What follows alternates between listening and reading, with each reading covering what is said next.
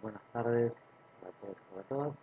Bienvenidos a la clase de Política y Sociedad del 10 de abril. Pequeñas aclaraciones antes de arrancar. Obviamente, es por un lado, número uno, que el examen cuando sea la semana de examen, como digo acá en la comisión, es porque se empezará un día lunes y se entregará un día lunes. ¿Sí? En caso de coincidir con un feriado que puede ser, el 1 de mayo, es probable que la semana de examen sea a partir del 24, ¿sí?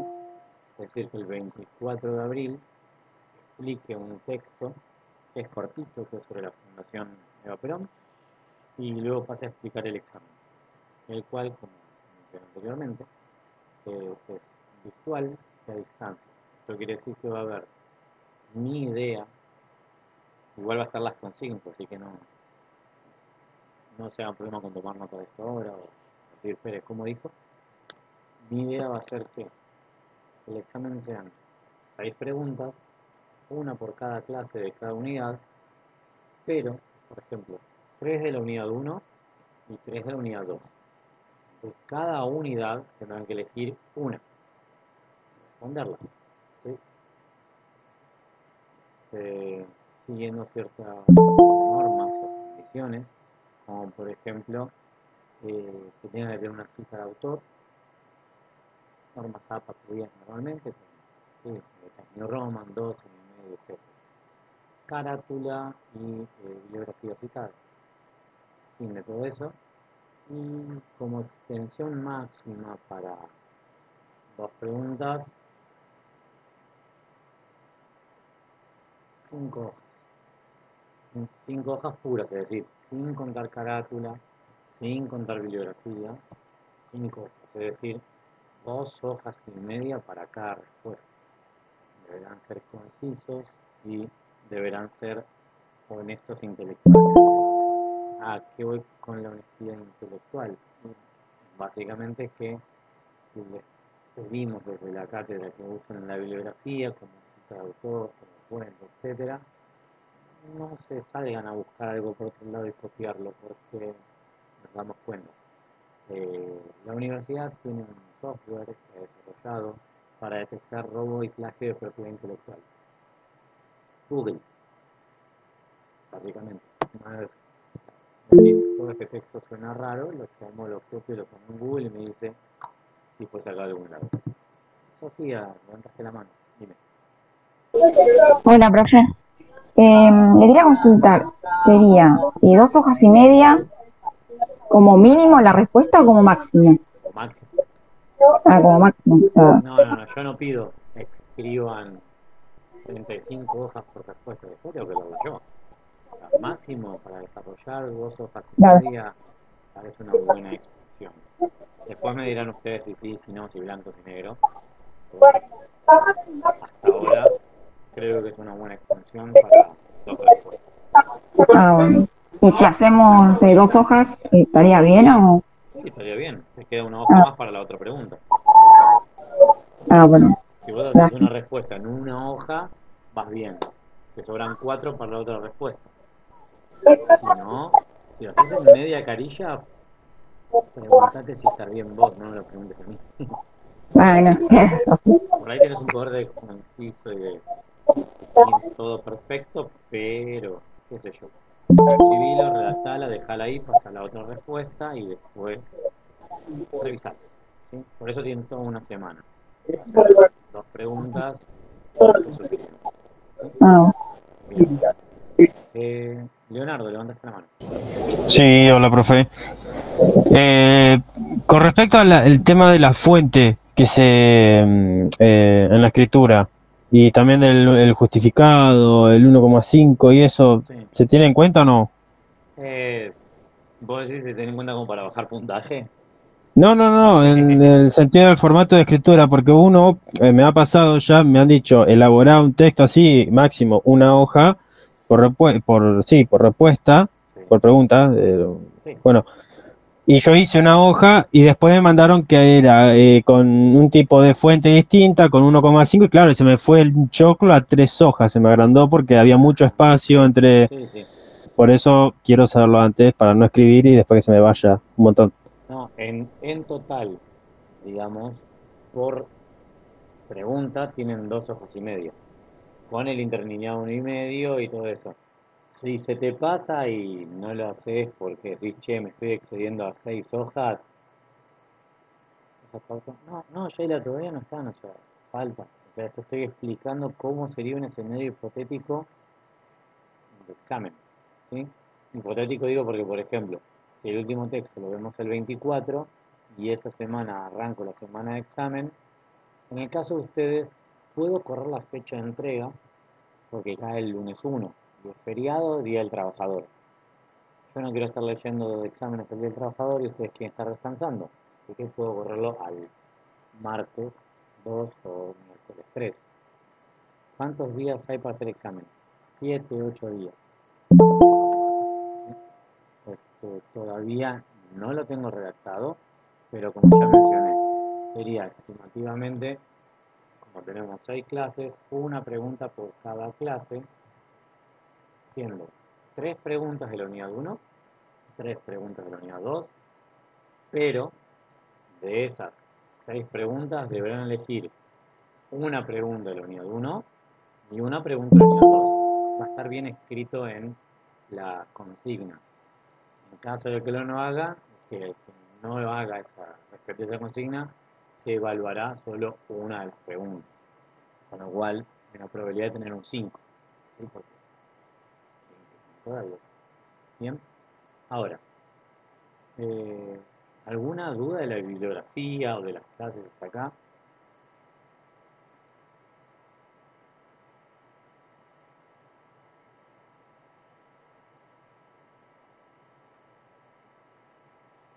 No.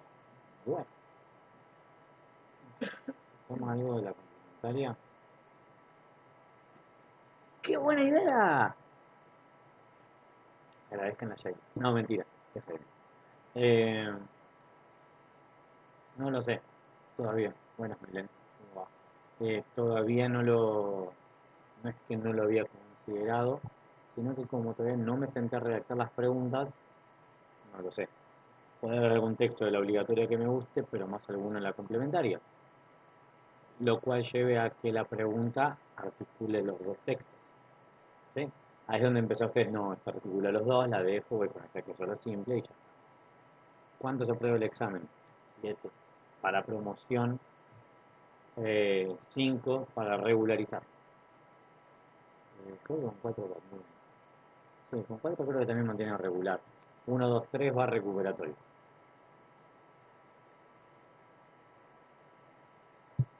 Ah, y debo decirles, YouTube es re cahuete. Estuve viendo que estuvieron viendo mis clases. ¿Por qué? Porque de repente hay como 45 vistas de un video y digo, wow. Yo que espero que las preguntas sean acá, no en los comentarios del video. ¿Sí? Pero bueno, dicho eso, mira, acá entendió.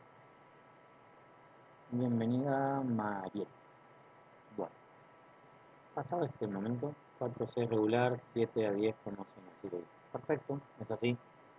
¿Sí? 7 a 10 aprobadas y el resto mantiene regular. En el regular, después puede asistir a final. Bien, denme un segundo.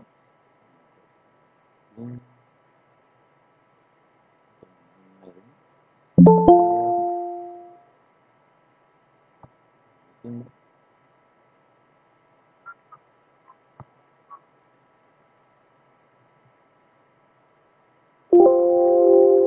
Esperen que se cargue. Ah, despacito, despacito, muy lunes, tuve un fin de semana largo. ¿Está? Bien, para hoy tenemos que ver lo que es la década infame con el texto de Teresa Egerberg.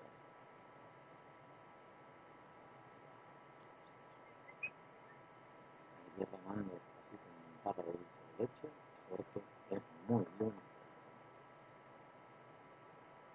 No va a ser, profe, yo les hice Rey.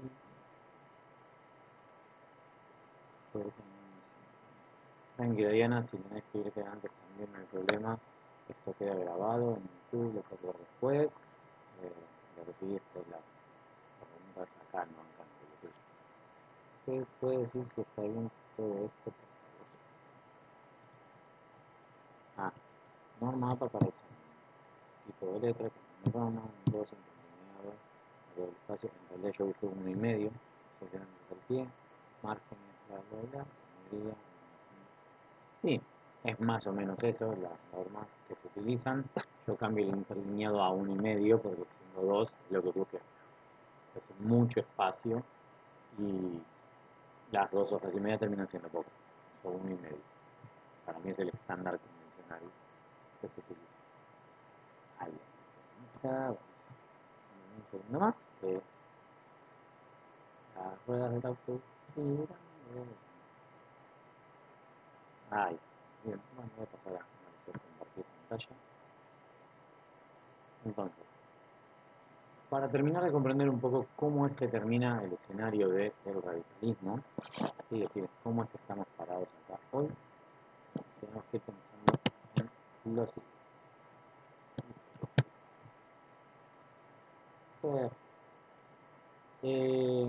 Se le llama década infame al periodo que aborda desde 1930 a 1943. Sin embargo, esta década infame tiene ciertas particularidades. Primero, al radicalismo se lo va a proscribir durante todo este periodo, ¿sí?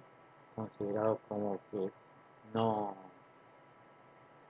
políticamente no son buenos, vamos a poner los términos, no términos bueno o malo tipo Avenger, sino de no responden para con las expectativas de un partido político, en el sentido de Irigoyen no estuvo a la altura con la crisis de 1930, tomando alguna medida anticíclica o anticrisis para esto. Sí, mira, a ver. Entonces agarramos esto para aquí. ¿No? Ahora tengo que hacer por acá. Hay más o menos la Bien. Pequeños detalles a mencionar sobre la década infame. De nada. La década infame se iniciará con el gobierno de Uriburu, el cual al asumir el golpe de facto, dentro de su coalición con la que asume, va a sostener que no van a ser parte del gobierno que venga. Es decir, están por un periodo corto de un año, se convocarán elecciones y ellos se retirarán. Es decir, que Uriburu sostiene que todo aquel que llegó con el gobierno estará en ese intermedio de gobierno y después se irán. No podrá formar parte de la coalición de gobierno que resulte después elegida, no podrán participar, digamos, en ningún caso. Con lo cual eso ya genera una división interna dentro del golpe, haciendo que Agustín P. Justo diga, yo me quedo, pero vayan ustedes. Porque Agustín P. Justo tiene intenciones electorales, ¿sí? De hecho, el golpe del 30 se lo conoce como la restauración conservadora, es decir, se vuelve a órdenes de conservadurismo político. Entonces volvemos a viejas prácticas, como el fraude, a pesar de que tenemos la ley San Peña, que tenemos un voto secreto universal y obligatorio, va a haber fraude. ¿Dónde es que no va a haber tanto fraude? Es que se va a permitir que participen facciones de partidos políticos, por ejemplo el socialismo va a participar, el radicalismo se va a abstener, también de que, si mal no recuerdo en la bibliografía lo menciona como que hubo un momento que hasta estuvo prescripto, ¿sí?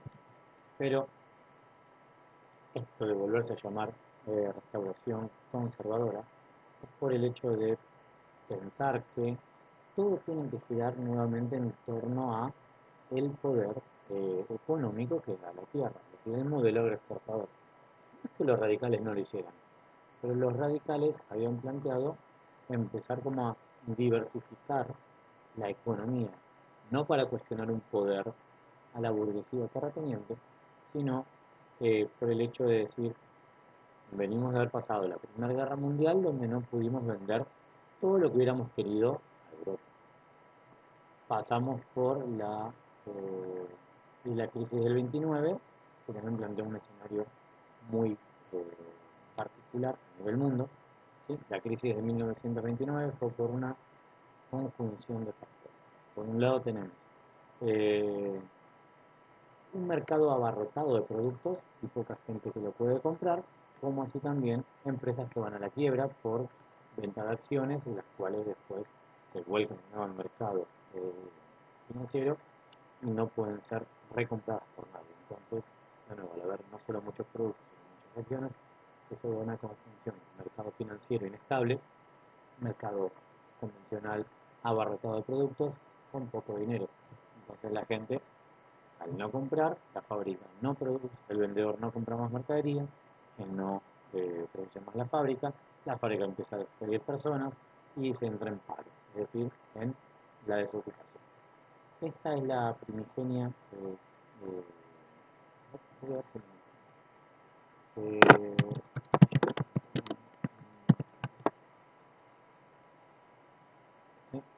la primer asentamiento de desocupación que hubo en la Argentina es el barrio Villa 31. Surge en 1932 como asentamiento formal conocido como Villa de Desocupación. ¿Sí? Es decir, a ver si esta foto es la que siempre me gusta mostrar, porque, a ver, yo ahora se las veo, pero sirve para mostrarles algo. Al fondo de la imagen tenemos una usina eléctrica. Y como saben, cuando me gusta jugar con el Rimax, me voy a ir de ahora, cierro, y me voy a ir para la zona de retiro. ¿Sí? Se me va el puerto de Buenos Aires, así que si me pongo por acá, lo vamos a poder ver. Bueno, chicos, Tuki, después está por acá. Esto que ustedes ven acá, ahora voy a descargar la imagen. ¿Cómo? Sí. ¿Sí?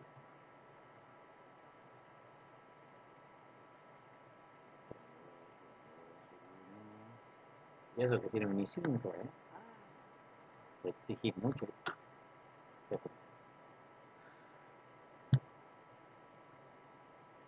Miren acá al fondo.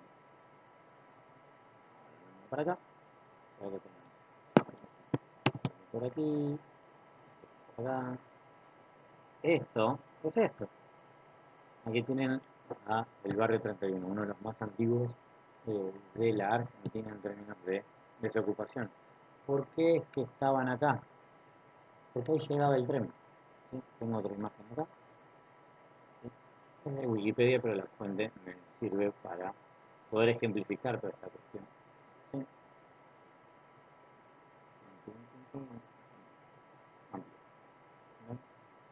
La imagen donde se muestra todo el tema de energía eléctrica está por aquí enfrente. Permito que timbre. También depende de la... no, RAM tiene bastante bueno. Creo que 8. Creo que 8 y puedo cambiarle con la 16, pero... Así que bueno, tenemos. El barrio de Retiro es el primer barrio de desocupación, lo que conjuga algo muy importante. Tenemos el tren Mitre, el tren Belgrano y el tren Sarmiento, San Martín. Es decir, el San Martín que va a Mendoza. El Belgrano que llega a Pilar, pero en esta época es el que va hasta creo que la zona de Chaco Corrientes también. Y el Mitre que va a Córdoba y a Tucumán. ¿Sí? O sea, conecta todo con centro. También son justamente por eso. Hay una vía de desvío que está entre en San Martín, había una de vía de desvío que iba para la zona portuaria para cargar los granos. Si mal no recuerdo, había otra acá entre el Belgrano y el San Martín. Había otra vía cruzada por aquí para poder llevar los granos a puerto, al nuevo puerto, o al puerto Mabel, como más lejos. ¿Sí? Pero vean, todo esto era cero terreno, todavía no estaba aquí está hoy la estación de de retiro de colectivos y para que atrás el barrio 41. ¿Bien? Pero aquí es donde se genera el primer asentamiento de la capital federal, ¿sí? O sea, de la ciudad de Buenos Aires en esta época. Lo que estamos viendo es también el otro motivo, aparte de porque llegan los trenes, el tema de por qué se construye con esto, porque son los materiales que van sobrando del puerto, palos, chapas, madera, piedras, lo que vayan encontrando en los alrededores, será para hacer los pequeños asentamientos precarios, ¿sí? Hay otra foto de mostrarles.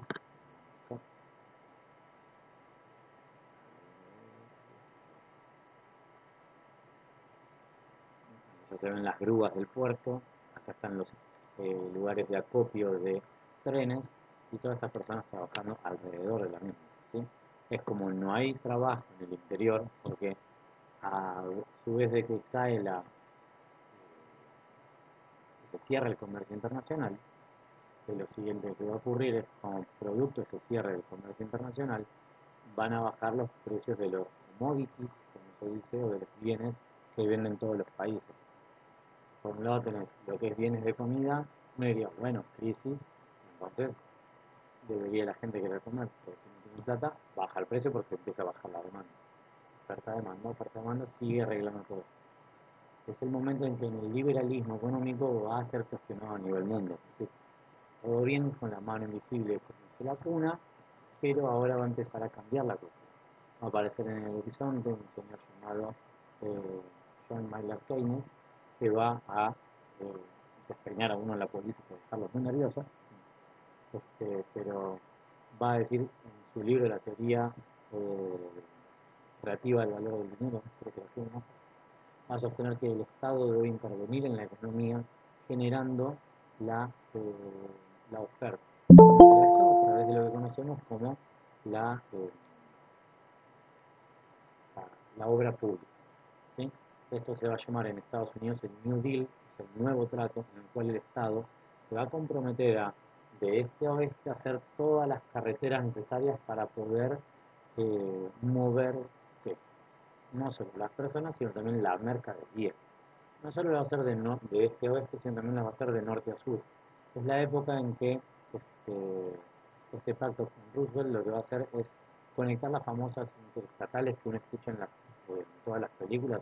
Ah, vamos por la interestatal que se va más rápido. Bueno, hay interestatales que puede decir de este a oeste. Es como para nosotros tomar la ruta 13 y llegar hasta Ushuaia, o tomar la ruta 14 y irnos por toda la Mesopotamia, o la 9, que es la Panamericana, pero que llegamos hasta Jujuy, y de ahí uno se quiere poder seguir, y cuestiones así. O sea, en 1929 generó una crisis a nivel mundo de cuestionar el capitalismo, pero no abandonarlo, ¿sí? Es decir, ver cómo en esta crisis salga, como decía Homero Simpson, la oportun crisis. Es decir, ¿cómo reformulamos esto para que no se vaya todo al tacho? Bueno, la cuestión acá va a aparecer primero. Si antes el libre cambio proponía la venta libre de productos y servicios a todo el mundo, ahora va a aparecer un proteccionismo.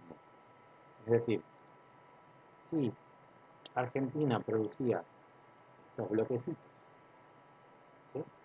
Amén por los bloques.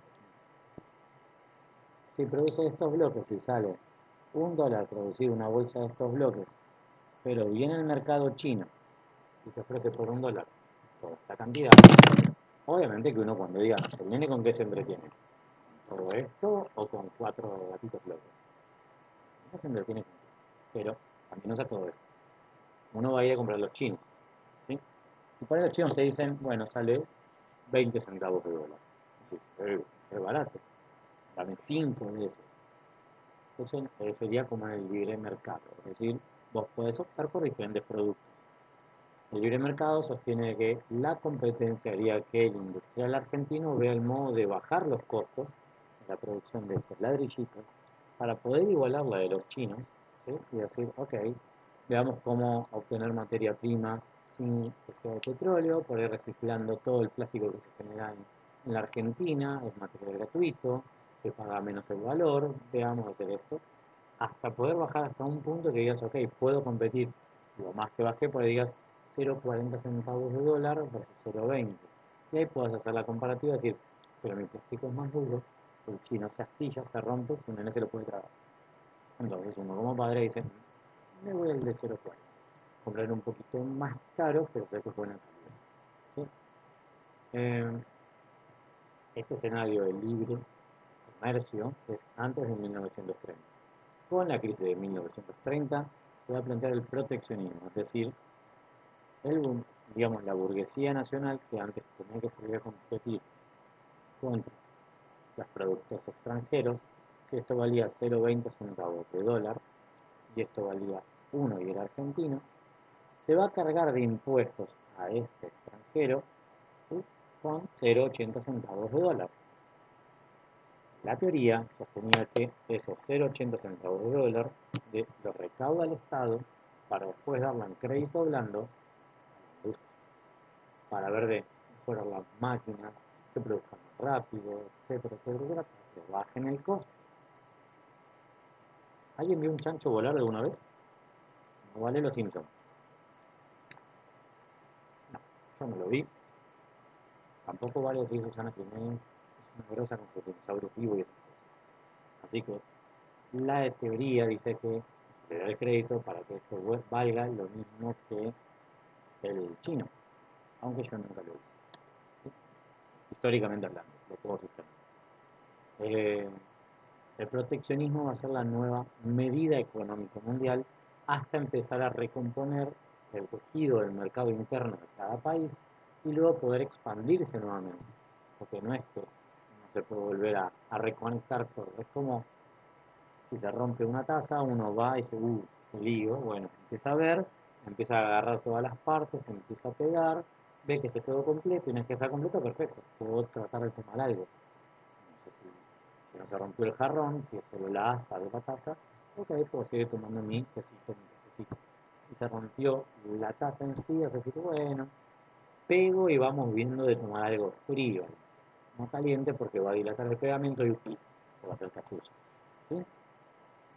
Entonces, en 1930 plantea un nuevo escenario para todos los mercados. Primero se van a cerrar para luego volver a salir.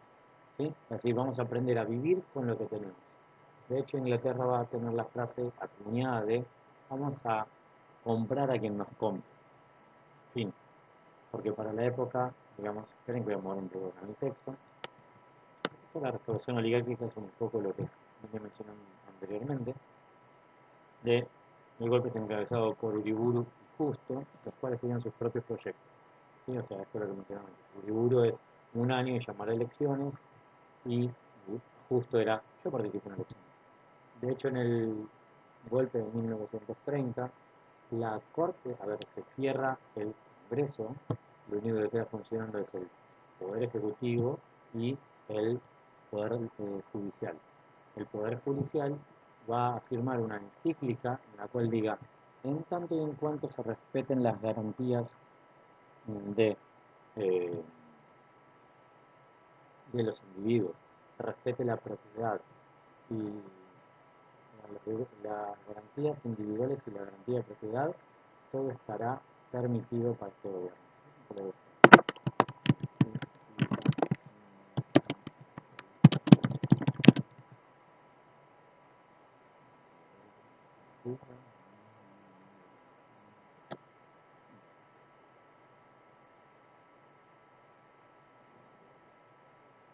Ahí lo tienen el Uri.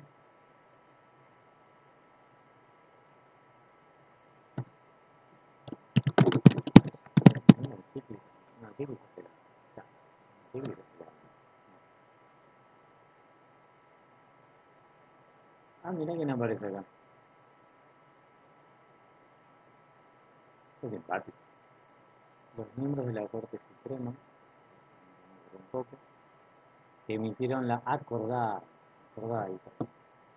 desde el 30 fueron Alcorta, o sea, del apellido ya te habla de que es una persona que viene de la Beata, Repeto, Ricardo Guido Lavalle, ahora teniendo que ver con el general, el Ministerio Federal, Antonio Sagarna, en tanto que el Procurador General fue Horacio Rodríguez Larreta.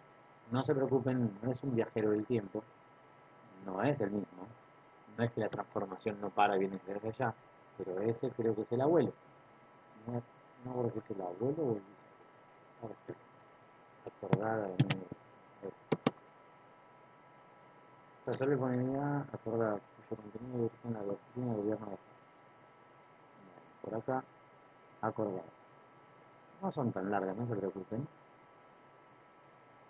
1 de diciembre. Ese gobierno se encuentra en posesión de la fuerza militar, policial y necesaria para asegurar la paz y el orden de la nación y por consiguiente para proteger la libertad, la vida y la propiedad de las personas. Y ha declarado además en actos públicos que mantendrá la supremacía de la Constitución y de las leyes del país en el ejercicio de su poder.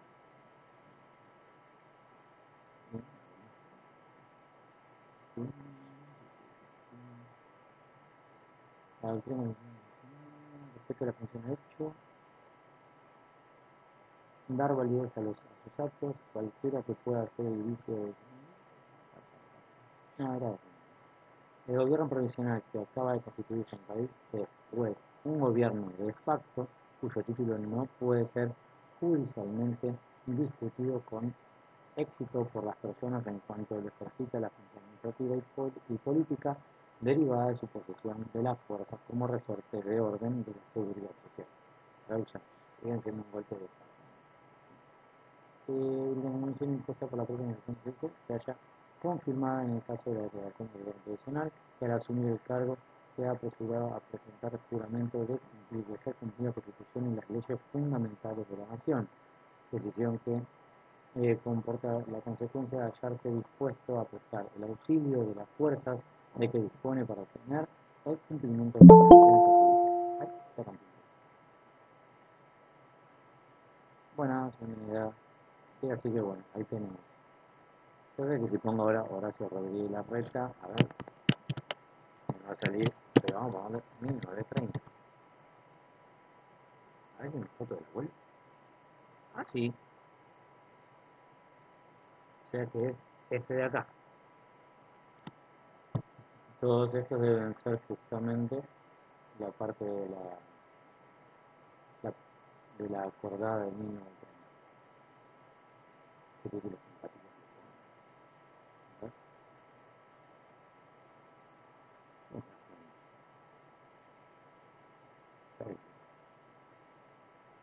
Los que hoy determinan la deuda en este país lo han hecho con contados intervalos de 1810, siempre beneficiados del poder económico de la clase, y lo han hecho con Choreno, la revolución,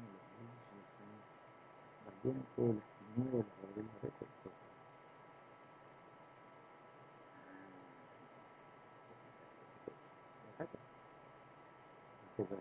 La red tiene que reventar del pánico. Sí, es verdad. Mira, qué simpático eso que es. No, tío, Rodríguez, Pacho, Rodríguez. ¡Wow! Tremendo lo que es internet, lo que se encuentra. Bien. Vamos a ver. Archivos, ¿no? Pero bueno, bien. Vamos a volver al texto. Por aquí y ganamos por aquí. No es un texto muy largo, son 10 hojas. ¿Alguien pudo leer el texto?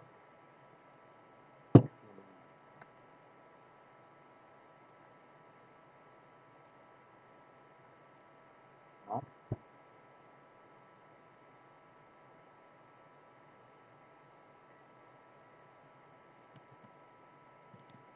Bien, bueno. Nada que no se pueda solucionar. ¿Sí? Tenemos Agustín P. Justo. Faltó poco para llegar. Bueno, lo importante es ir llegando. ¿Sí? Tenemos a Justo, que es un radical antipersonalista, es decir, muy opuesto a Irigoyen, ex ministro de Guerra de Alvear, o sea, el otro radical que gobernó entre el 22 y el 28. Busca sostener la idea de república, formando un gobierno provisional que llame a elecciones en lo inmediato. Como sistema político busca instalar una democracia ficticia mediante el fraude. Y Uriburu.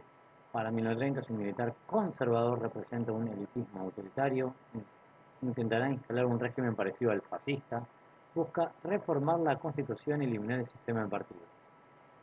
Eso va a lado del sistema fascista, porque el fascismo lo que consideraba es que en esta época se empieza a pensar, obviamente, a nivel mundo, en los nacionalismos, ¿sí?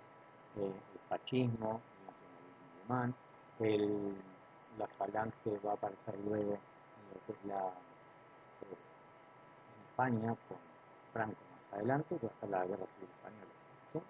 Pero el fascismo, la idea que concibe es que el Estado es un cuerpo y la cabeza da una orden y el pie obedece. No es que uno ay, me voy para un costado. A eso va con una idea corporativa, digamos, del Estado, de un régimen fascista y eliminar el sistema de partidos. No hacen falta partidos políticos, necesitamos un único partido de gobierno en el cual se debata todo adentro. Suena medio hasta como un partido comunista chino, cubano, que no quiera ver por fuera. Pero medio bien fuerte, que gente que se ofende. Pero bueno, y si no, está equivocado, está leyendo mal. Sea de izquierda o de derecha, que un partido único no me parece democrático. Tienen miedo a la competencia. Se elegían siempre de último en el partido de fútbol, pues ahora sí son un partido único. Pero, bien. El golpe es el 6 de septiembre de 1930 y es proclamado presidente de la Nación el poder. El nuevo mandatario se rodea de principales figuras del nacionalismo católico y de familias tradicionales. En la proclama del golpe, Uriburu pronunció un discurso donde curiosamente se compromete a llamar a elecciones libres. ¿Sí? Esto es lo que les mencionaba, decir, bueno, va a haber elecciones, no voy a participar, pero vamos a normalizar la situación. ¿Sí? Es decir, lo que va a ocurrir es que va a pedir como tiempo para acomodar un poco la economía para poder salir hacia adelante. ¿Sí? Se ve las herramientas de la mano de esto, no pueden que pasen las elecciones de las cosas. Este es el discurso de Uriburu. El gobierno provisorio inspirado en el bien público y evidenciando los patrióticos sentimientos que lo animan, proclama su respeto de la Constitución y a las leyes fundamentales vigentes y su anhelo de volver cuanto antes a la normalidad, ofreciendo a la opinión pública las garantías absolutas a fin de que a la brevedad posible pueda la nación, en comicios libres, elegir sus nuevos y legítimos representantes. Además, los miembros del gobierno provisorio contraen ante el país el compromiso de honor de no presentar ni aceptar el auspicio de su candidatura a la presidencia de la República. Que les mencionaba antes, el que viene conmigo no participa en la siguiente elección. ¿Sí? Muchas de las familias que participaron en el gobierno después no fueron tenidos en cuenta como ministros de primeras líneas. Algún país habrá colado, pero lo dejamos. La vez pasada les había mostrado un poco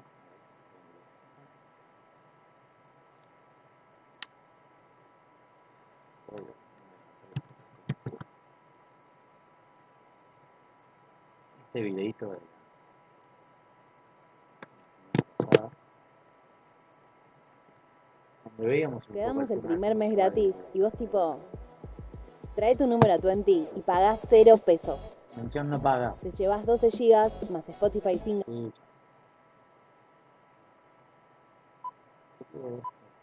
por acá tenemos los muchachos del colegio militar desfilando, el golpe de 1930. Esto es la explanada del Congreso, o sea, tenemos parte civil y parte militar también dando vuelta en la zona. No se preocupen, es mudo.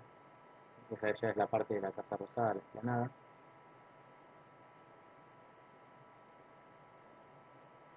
Ahí, esto es como si estuvieran viendo desde la puerta de Casa Rosada hacia el Cabildo, el Monumento de Belgrano, y esto de acá atrás sería yendo como para Avenida Mayo. Lo que van a notar es que entran los cadetes militares a la Casa de Gobierno. Hay una llega algo frente a la Confitería del Molino, pero no mucho más que eso. Pero ahí ya lo tenemos después. Ah, este es Uriburu y este es ese mostachón hipster, sí que se podía ver, como decían en los cines. Ahora son ese bigote todos los parlamentanos, esto está a la moda, está reciclando lo que usaba tu abuelo. Pero bueno. Ahí tienen ajuste, asunción del cargo y seguramente habrá pronunciado este. Se da también aspiración del gobierno provisorio de devolver la tranquilidad hacia Argentina, hondamente perturbada por la política de odio, favoritismo y exclusiones, fomentada tenazmente por el régimen depuesto. Miren, no mencionan el radicalismo. ¿Sí? De modo que en las próximas contiendas electorales predomine el elevado espíritu de concordia y de respeto por las ideas del adversario que son tradicionales a la cultura y a la ida y día argentina. Digamos que mucho de esto está bien, respeto tus ideas, pero yo hago tenemos una alianza política entre el Partido Conservador, el Partido Socialista Independiente y la UCR antipersonalista. Es decir, antipersonalista es la Alvear. El expresidente Alvear regresa al país con el objetivo de reunificar a las facciones internas del radicalismo y enfrentar electoralmente a la dictadura del Uruguay. Sin embargo, la crisis interna del radicalismo no le permite mucho margen de acción. Por su lado, los radicales irigoyenistas desconfían de Alvear, mientras que los antipersonalistas determinaron apoyar la candidatura del conservador Agustín Justo. Acá donde se acuña la frase del fraude patriótico, es decir, que para salvar a la República la amenaza demagógica que representaba la Unión Cívica Radical y Irigoyenista, hay un fraude que debe hacerse. ¿Sí? Ya no quieren la demagogia que venía con el radicalismo, y más que nada el radicalismo de Irigoyen. ¿Sí?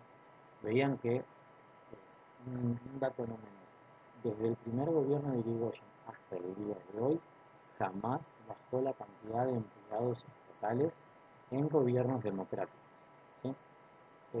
Porque aclaró eso, el único momento en la historia que bajó la planta de empleados estatales ha sido durante los golpes de Estado. No.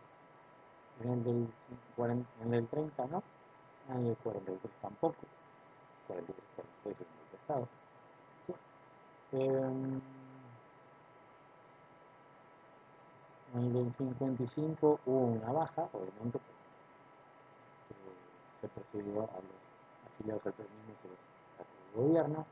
Luego, las que siguieron, no hubo tantos despidos estatales, salvo, creo que me respondí un poco más de despidos, pero nunca bajaron. Es como, baja 1000 para contratar 2000. No hay despido en ese sentido. Es como, te echo ahora, pero vení mañana que te vuelvo a contratar. Y después, en la dictadura del 76, sí, ya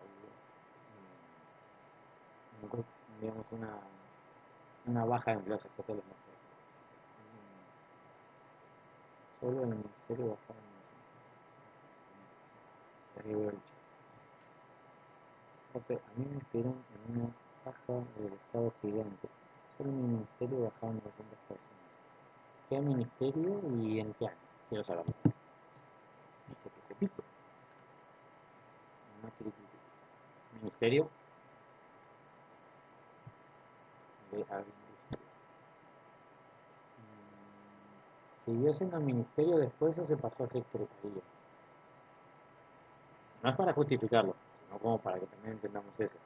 Cuando algo deja de ser ministerio y pasa a ser secretaría, bajan muchos cargos.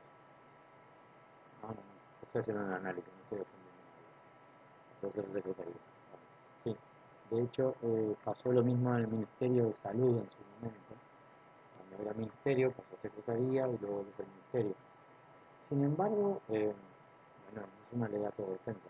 Habrá despedido 900 por acá, pero si después contratamos 1100 por este lado, la planta estatal no baja. A ver, vamos a ver qué me dicen los datos.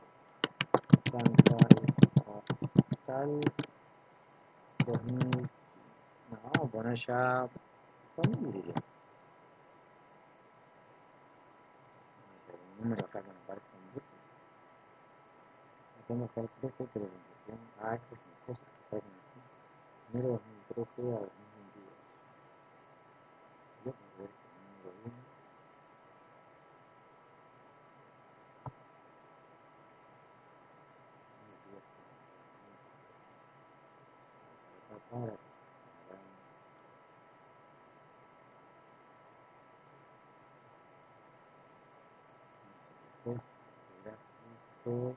Trabajadores públicos son un crecimiento poblacional, trabajadores públicos, gráfico, vuelvo al otro, índice de salario público real, pero esta nota, sí, esta nota no mostraba lo que yo quería, sino que esto ahora como a pesar de que contratas un montón de gente, la inflación se come el salario de los empleados estatales. Es raro que no. A mí es un trabajito de decir, bueno, ¿cuántos empleados estatales entraron en el gobierno? Sí, nadie lo hizo. Nadie hace estos análisis. Qué loco. Macri me echó comercial, pero creó más cargos. O sea, es como, he hecho 900 personas, pero creo un ministerio, con lo cual esto equivale al gasto para el ministerio. Es una reasignación de partidas, como te dicen ellos. Sigue siendo verdad. Acá la discusión igual no tiene que girar en torno a Estado grande, Estado chico. Creo que la discusión tiene que ir por el lado de... ahora leo. Tiene que ir más que nada a la eficiencia del gasto. O sea, el Estado no está para ahorrar plata. El Estado está para, si vos decís, che, por ejemplo, ponele Sofía, o hagamos de cuenta que Sofía fuera la ministra de la industria, y me dice, che, mirá, por el resto de los ministerios no claro, es lo que te digo, por ahí, baja 900 de la industria, pero contratan 1100 en de economía. O sea, a los números es como, aumenta la planta total. Es lamentable por el lado tuyo, porque si a vos te despides, contrató a otro. Sí. Pero bueno, hagamos de cuenta, Sofía, digamos, el Ministerio de Educación me dice, necesito 100 pesos para gastar en educación. Perfecto. Okay. La idea es que cuando termine el ejercicio, digamos, el mes, el año, vos me digas, ok, los 100 pesos que me diste que voy a gastar en lápices Resma, tinta, fotocopiadora, libros y notebooks, sí, lo gasté y como lo gasté antes de la inflación, lo gasté en enero, me sobraron 5 pesos. Toma, te los devuelvo. Puedo decir, estos 5 pesos los tengo. En noviembre puedo decir, che, ¿a alguien le falta 5 pesos para gastar en el ministerio? No sé, Vialidad Nacional dice, sí, yo quiero faltar un tramo más de la ruta 8. A ver si más, falta. O dame que quiero hacer una hora en la ruta 8 y me faltan 10, pero con 5 empiezo algo y voy emparchando. Ok, dale. ¿Sí? A eso voy con gasto eficiente. Que si un ministerio elabora un presupuesto, dice, necesito 100, gasto los 100. No me diga, llega a fin de año y me dice, che, ¿y de los 100 cuándo gastaste? Y Sofía me dice, 15. A ver, seguro que 85. Ah, no, bueno, hice licitaciones, pero no salieron. Hice contratación directa. Antes de pasar a secretaría, fue presupuesto, general, así empiezan con la por. Bajas presupuesto, como bajas presupuesto, baja la orden directa de que podés empezar a despedir personas, despedir a los que están, no los plantas permanentes, sino los que están como contrato. De hecho, una de las mayores empresas del país que tiene gente en negro es el Estado. Porque te mandan como monotributista, contratadas de marzo a diciembre, vacaciones por tu cuenta, y corremos. Si fuiste una buena compañía, o si fuiste un buen chico también te dejo de hacer. No me levanto la mano y dice, yo tenía 2 plantas ganadas, no, después comentámelo por un mail, me da curiosidad, no voy a exponerte. Bajaron gente con tratamiento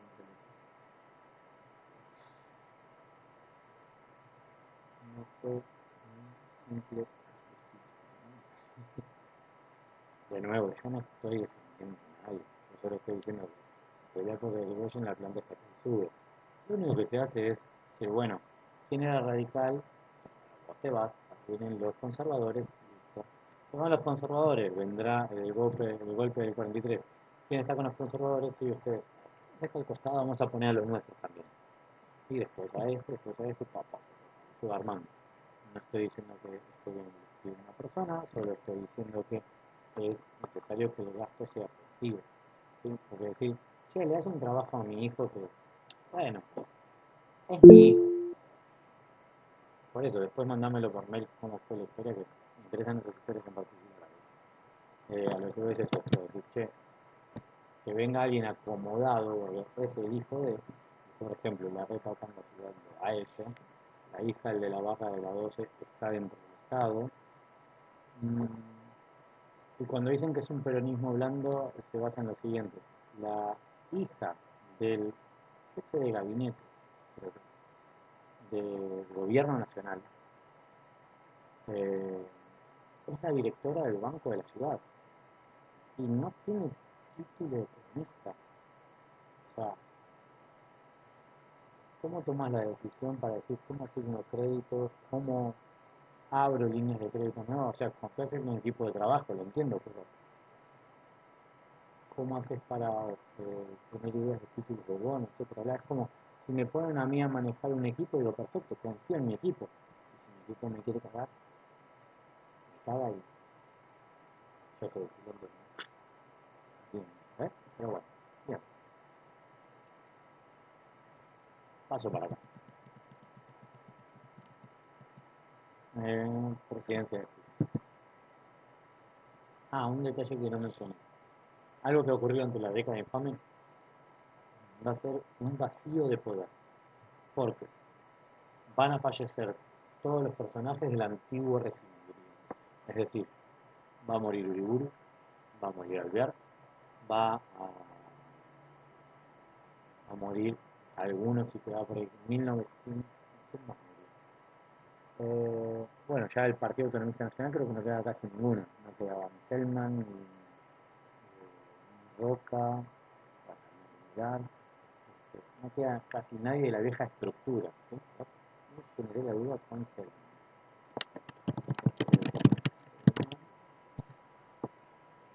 1909, sí. Roca creo que es 1904, 1908, 1914. Mira, muere el inicio, antes de que inicie la... el 71, ¿no? Que vivió el viejo.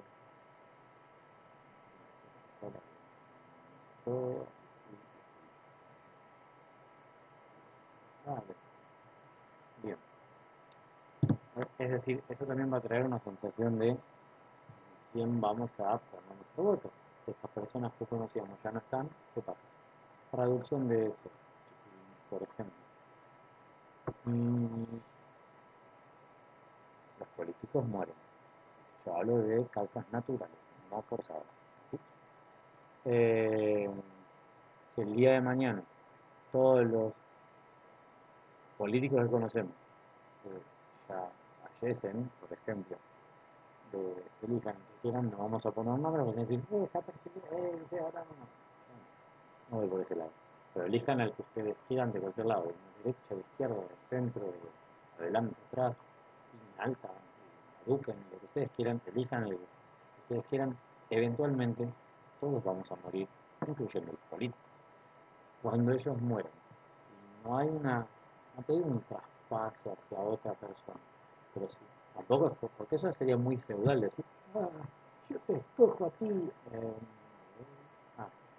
Palo, Sting, que lo tengo acá arriba, ella es mi sucesora. Si Palo la queda a los 2 días y Palo no designa a nadie, ¿qué hacen las otras 41 personas?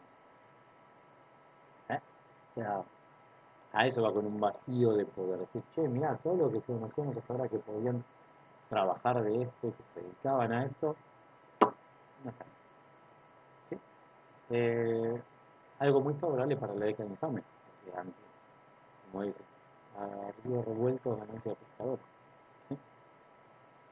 Mi compañero de fórmula, aparte de Agustín que justo como vemos acá, Julio Argentino Roca, hijo. ¿Sí? Y tiene un bigote muy simpático.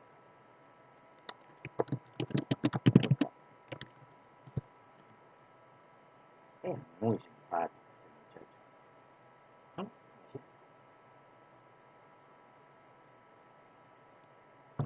Me recuerda a un cómico, no me acuerdo. En fin, ¿sí? Este muchacho va a ser enviado en estos años, como es el vicepresidente, a negociar un tratado de comercio con el Reino Unido. Porque el Reino Unido, como se ha mencionado anteriormente, por la crisis del 30 se cierra y dice comprar a quien nos compra. Pero ellos pertenecen a lo que es la Commonwealth. Es un mercado común que ellos poseen con sus colonias directas e indirectas. De indirectas, porque por ejemplo está Australia, Nueva Zelanda, Canadá, ¿sí? Que van a venderle productos a ellos. Y también con Sudáfrica, no está por todavía. Amén de la India, no está indirecto, pero con la colonia de vuelta. Pero la cuestión acá es que, como es comprar a quien nos compran y nosotros éramos su principal vendedor, si bien teníamos a Estados Unidos como gran comprador de todo el gobierno de Alvear desde 1920 hasta ahora, con la crisis mundial se cerraron. Siempre señores, no compro más. Se cerró Estados Unidos. Si se cierra Inglaterra, Argentina empieza a tener una crisis, ¿sí? Crisis de deuda de nuevo. Ya la experimentamos con Selman. O sea, en 1890, 1930, 40 años, una crisis económica nuevamente. ¿Sí? Y decís, voy a entrar en situación de pagos porque no puedo, tengo que acelerar algo. Y lo que se hace,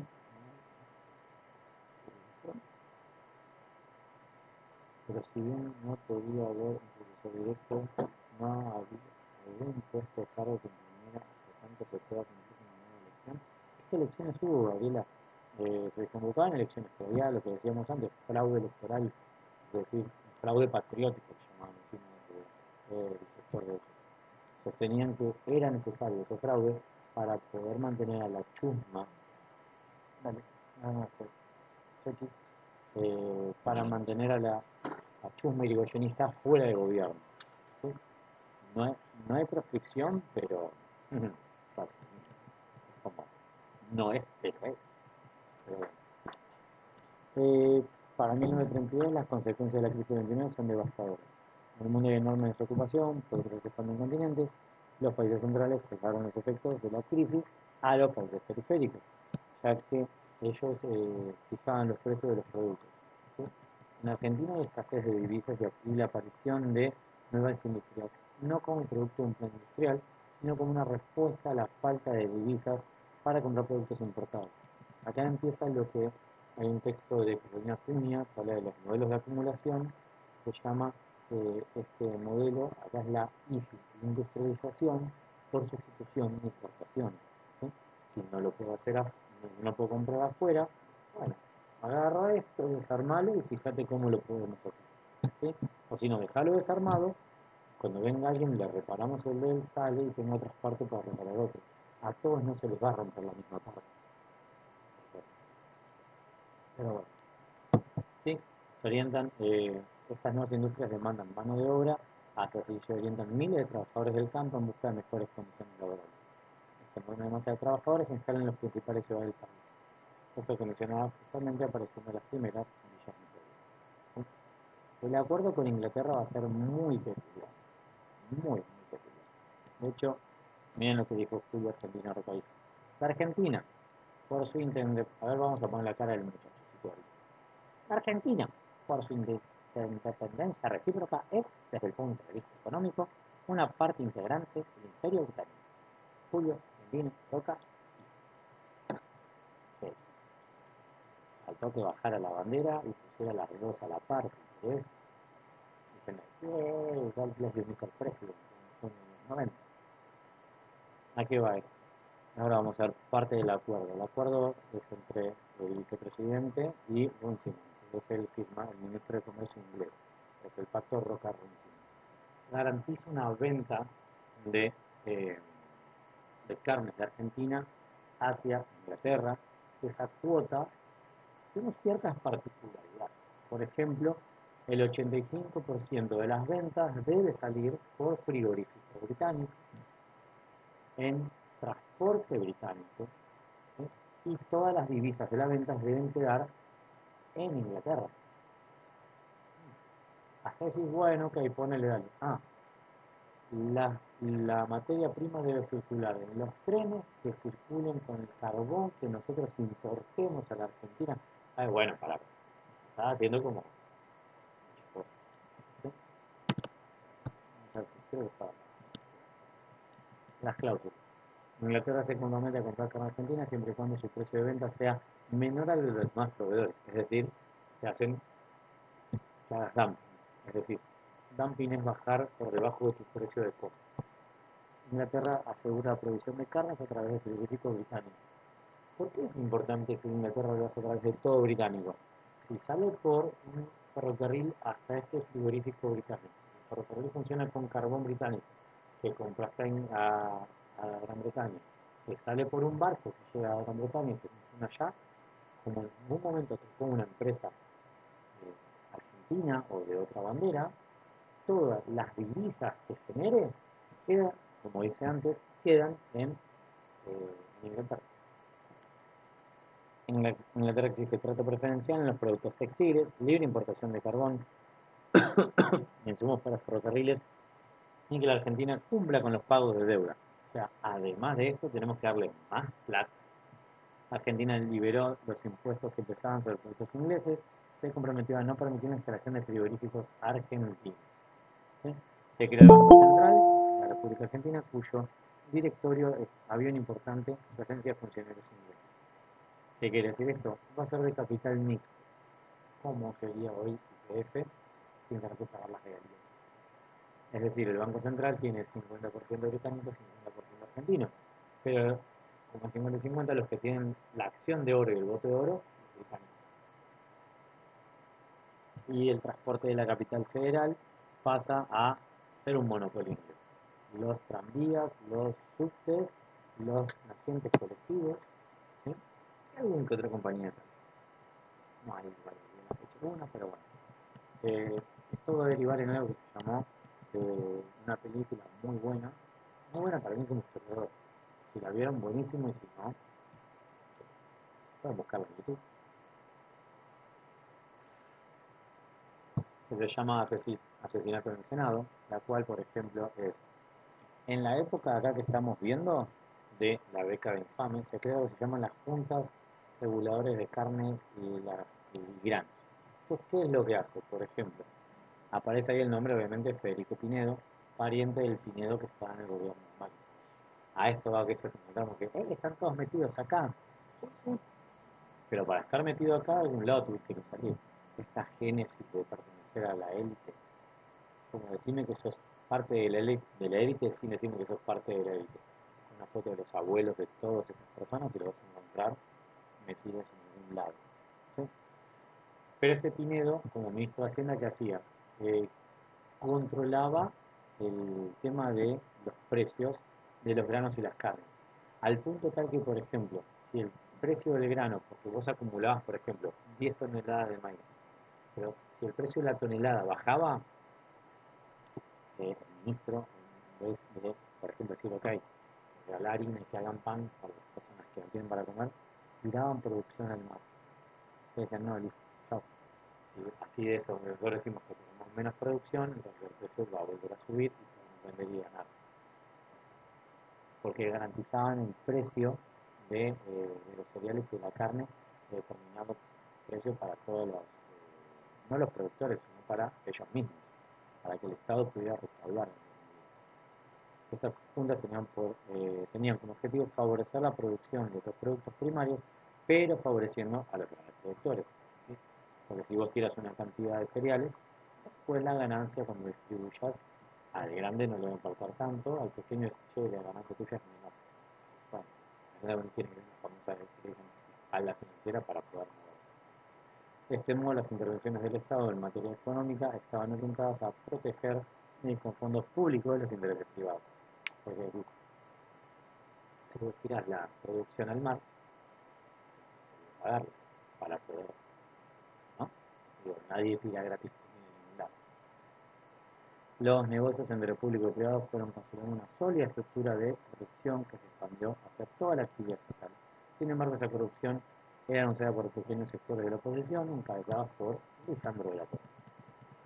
En el 34, Lisandro de la Torre denuncia el pacto de Roca-Runciman acusando al gobierno de entreguista y proponiendo la creación de una comisión que investigue el acuerdo con el reclamo. En poco tiempo la comisión logró evidencia suficiente para acusarte por fraude y evasión impositiva al frigorífico Anglo, comprometiendo también a los ministros de Hacienda, Piñera y de Agricultura, Luis Dojau. ¿Sí? ¿Qué fue lo que la acusación de la Torre generó? Un escándalo en el Senado, situación que ustedes pueden recordar en la película, se siente el Senado. A ver, básicamente, ¿qué es lo que encuentran? Por ejemplo, Mailén, que ahora está acá, tiene el frigorífico amplio. Y tenemos Leonardo, Sofía y Franco, que están de este costado, son productores de carne, pero son productores de carne grosa. ¿Sí? ¿Qué hacen? Arreglan con Mailén que subfacture el producto, es decir, saben que estás vendiendo bife de chorizo, pero mandalo como si fuera arroz bife. ¿Sí? Vos lo facturás como arroz bife. ¿Sí? Y cuando vos lo vas a vender en tu mercado, no es carne segunda, es carne clase A, es carne premium, parece bife de chorizo. Allá se vende con bife de chorizo, y la diferencia es un vuelto para Mailén y un vuelto para Leonardo, Sofía y Franco. ¿Sí? Pero todo esto tiene que estar asentado en los libros legales, económicos de ahí. A lo cual decís, pará, porque ponele, Pablo, Tiago, los 40 que están acá al lado de yo, somos pequeños productores. Tomá bife de chorizo. Sí, sí, bueno, eso vale tanto. No, pero eso vale el rock beef. Y bueno, no pasa nada. Así, dijo la Molina, mi viejo árbitro de fútbol. Entonces, con esto empiezan a juntarse los casos de decir, che, pará, yo estoy vendiendo esto, pero después a mí me pagan como si fuera de segunda. O sea, me pagan como de segunda, pero estoy viendo que acá hay algo raro. ¿Por qué él recibe un pago de primera? Empiezan las acusaciones, empiezan las investigaciones y se encuentra eso. ¿Sí? Ahora bien, la oposición. Las fuerzas políticas estaban prácticamente anuladas. Tenemos a la UCR, ¿sí? No está dividida la crisis, y a Irigoyen, como mencioné, muere en 1933. Alvear asume el liderazgo y se mantendrá por fuera del sistema electoral. No participa en elecciones donde se practicaba el fraude. Una vieja estrategia, digamos, del radicalismo, es decir, hay fraude, no participa. Sin embargo, en el 35 se integra el sistema legitimado. En ese contexto, un sector de la juventud radical se separa y forma la Fuerza Orientadora Radical de la Juventud Argentina, FORJA, de la cual van a surgir Pablo Scalabrini Ortiz y Arturo Jauretche. Por su parte tenemos después al Partido Socialista con Alfredo Palacio. Tenemos también la selección del 37, la Concordancia, ¿sí? Es el partido, digamos, del fraude. Es decir, lo llaman la Concordancia, tenemos a las familias patricias, a las familias oligárquicas y a los sectores ligados a, no tanto las Fuerzas Armadas, pero eran los que venían de la época de Agustín de Justo. ¿Sí? Impone su candidato Roberto Ortiz, radical antipersonalista que venía desempeñando el cargo de ministro de Hacienda durante el gobierno de Justo. Vean cómo todo queda de nuevo cerrado en el mismo círculo, es decir, es como que Mailén sea la presidenta y de repente diga, bueno, yo me voy, pero ahora la dejo a Palo, porque bueno, fue ministra de Hacienda y Palo bien, entonces votenla a ella. Agustín que justo se va y lo deja a Ortiz. La fórmula Ortiz-Castillo se impone en las elecciones fraudulentas a la fórmula de Lucerra encabezada por Marcelo Correa. De este modo, Ortiz asume la presidencia de la nación, dando continuidad al gobierno en la concordancia. Miren que quería googlear al viaje. Ahora esa que usted bueno, ya no se preocupen. Sí,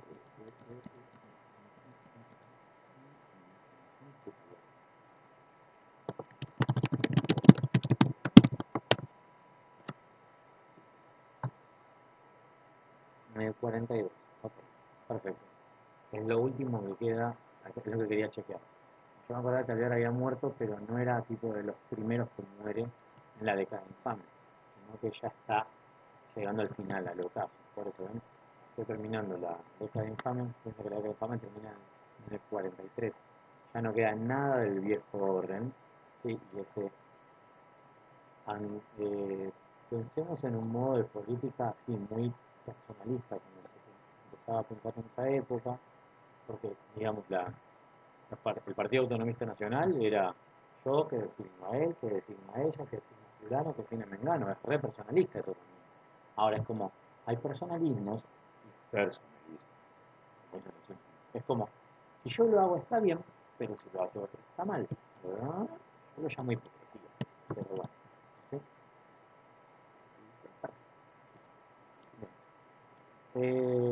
La fórmula debería haber durado 6 años hasta fines del 43, las elecciones.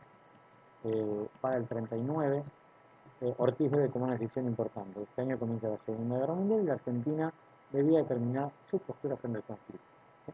En 1918 fuimos distintos, la neutralidad ya está. Pero en esta época son un poco distintos, porque hay simpatías dentro de las Fuerzas Armadas. Recordemos que fueron los que Alberto primero. Entonces, esas simpatías van a hacer que pidan que se pronuncie o a favor de los aliados o a favor de nazifascismo. ¿Sí? Estamos pensando en el escenario europeo. En este plano, digamos, internacional, Inglaterra busca la neutralidad argentina para poder asegurar el abastecimiento de comida. Y nosotros, como teníamos ese pacto Roca-Runciman y siempre fuimos buenos con ellos, lo mantuvimos. Eso va a ser perjudicial a futuro para la Argentina, porque le pudimos vender a Inglaterra. Estados Unidos, a través de su embajador, a través del mismo gobierno, o sea, si venía el embajador, presionó continuamente que Argentina se declare en guerra contra los nazis, contra Italia también, el fascismo, y de ese modo entrara en la guerra. Paréntesis, no es una venta, pero en mi canal de YouTube estuve en el cementerio británico, en el cual se puede testiguar que Argentina participó en las 2 guerras mundiales, pero no lo hizo a modo de Estado, lo hizo a modo voluntario. Es decir, el Estado argentino jamás integró en la Primera o en la Segunda Guerra Mundial como Estado declarado en la guerra. Sin embargo, hola, somos un país de inmigrantes. Entonces, hijos de ingleses de acá fueron a pelear allá. Y en la Segunda Guerra Mundial tenemos a uno de los ases se le dice a el mayor, al piloto con mayor cantidad de derribos confirmados. Creo que con más de 5 ya te convertís en un as, pero derribar a 5 aviones y sobrevivir para contarlo era todo un mérito. Averigüen si quieren quién fue el caballero negro de Malta, van a sorprender. Y de hecho, en la época de la pandemia había un veterano de la Segunda Guerra Mundial en el partido de Quilmes que decía: si yo pude salir, vos podés estar con tu casa. Tenemos un veterano de guerra de la Segunda Guerra Mundial todavía vivo, ojalá que no sé si está no, porque madera no lo mismo, ojalá que siga vivo el muchacho, que era argentino y fue a participar allá. ¿Por qué? Y porque era hijo de ingleses y se hizo lo que se llamaba el llamado de la madre patria. Ingleses yendo para allá a participar en la guerra y también alemanes, porque esa parte tengo el video del alemán, pero después tengo que verlo, corregirlo y subirlo. Lo que tienen que ver acá es que Argentina no se pronuncia, ¿sí? De las Fuerzas Armadas argentinas estaban divididas en 2 bandos. Los Spitfire. Y si estaba en Malta y era británico, calculo que sí. Calculo que ahora voló los Spitfire, ¿verdad? Pero Kenneth Charman. Cuando me lo contó un colega de colegio, un profesor que es fanático de esto, me lo tienen, mira, no parece un averigüen chicos, como hacen los profesores, averigüen, tengan curiosidad. Kenneth Charman, mató a los nazis, o voló esto, mira, tipo los mosquitos voló, ¿sí? Parecido, ¿verdad? Ahora me acuerdo, avión, joder, no, esto no, creo que un Spitfire, otro lo veo. Sí, es este, sí, un Spitfire.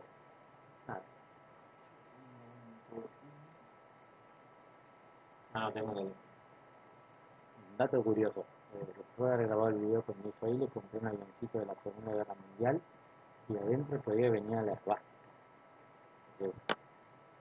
Madre, ¿por qué se está escapando algo por ahí? No chequean lo que ponen en caja. porque por ley está prohibido la difusión de ese logo. De hecho, en la caja está tachado.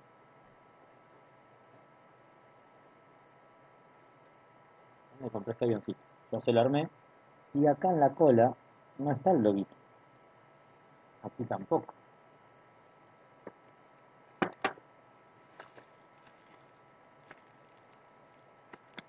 No, creo que la tiré. Yo no quiero hacer más.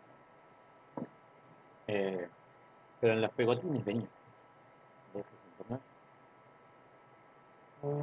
Henkel E112. No. Eh, así que bueno. Pero bueno, volviendo acá. Me voy por las ramas. Quédate, quédate. ¿Sí? Eh, Tenemos las Fuerzas Armadas divididas en dos bandos, una apoyando al nazifascismo y la otra al aliado. Por su parte, los partidos políticos en la totalidad mostraban abiertamente el apoyo a los aliados. Pero bueno, es como decir, a mí me conviene la neutralidad porque Inglaterra me lo está pidiendo. Aparte de la neutralidad yo puedo tocar puertos X y mis barcos no son afectados. Es decir, pueden hundir cualquier barco, lo que sea. De hecho, hay casos reportados por la Marina Mercante Argentina de como barcos decomisados por los alemanes, que dicen, bueno, el decomiso era como una figura, que había que hacerlo de ese modo, porque era como te engancho y te remuevo, en fin, pero nada más. Pero no, ay no, qué tragedia. Pero bueno, negocios son negocios, digamos. Pero, a ver, por ejemplo, antes de terminar eso, eh, esto le va a salir caro a Argentina, porque, por ejemplo, cuando termine la Segunda Guerra Mundial, Estados Unidos va a poner como condición, va a ser lo que es el tratado de Bretton Woods, si no me recuerdo, en el cual, a ver, no, el plan Marshall, Bretton Woods es el de paz, ¿verdad? Bretton Woods, debería escribir, creo que es el de la moneda. Sí, este es el que cambia, ahora empieza el dólar. El que me importa a mí es el plan Marshall, que es la reconstrucción de Europa, que es algo muy bueno. Si vos tenés a toda tu fuerza laboral destinada a la guerra y la fuerza laboral nueva, que son las mujeres que entran acá, muy, muy pujante lo que hacen dentro de la economía, cuando esta fuerza se desocupe y vuelva para acá, es, no es que voy a desplazar a la nueva fuerza, necesito más trabajo. Entonces, ¿qué haces? Reconvertir la industria, dejar de ser una industria bélica, vas a necesitar un mercado nuevo, muy grande. ¿Sí? Es la época de los baby boomers. Acá, la época de naciones que fueron sembrados la mayoría de nosotros. ¿Sí? Porque es un buen vivir. ¿A qué va con esto? Todo lo que el Plan Marshall le dé plata a Europa se lo pone en condición de que tiene que volver a Estados Unidos en forma de compra de productos agrarios e industriales. O sea, hasta un ladrillo le vendía. ¿Sí? Volvía a Europa. Todos esos productos. Pero adivina qué, vos tenés que pagar ahora el crédito que te dieron y lo que acabas de comprar. Es un círculo perfecto, reactiva la economía de esa zona muy rápidamente. Lo terminás pagando. De hecho, el crédito del plan Marshall creo que se lo terminó a pagar en 1972, creo, ¿no? O 75, no me acuerdo nunca. ¿Cuándo se terminó de pagar el plan Marshall?